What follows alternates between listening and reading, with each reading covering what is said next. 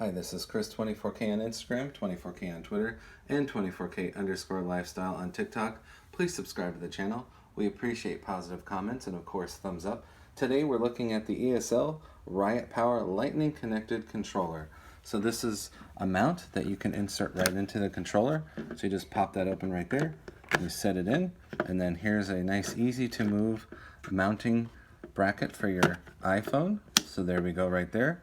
And then we just turn that on, and then you can connect it via lightning cable right there.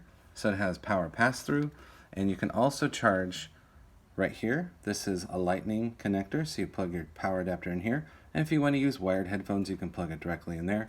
And these controls are pretty familiar. It also has a share button right there. Go back to home, settings, menu, all of those buttons there. And then like a typical controller, you have all of these back buttons as well.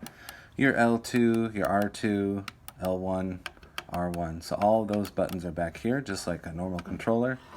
But you get that lag-free experience. You get it for your iPhone. This is tiltable, so if you want that, you can have it like this. This works on an iPhone, iPad as well, anything with a lightning connector. And here's some additional details on the back of what it has to offer. I like that it has 0G, a mobile device holder, which you saw right there. And it's fully adjustable even for the larger iPhones.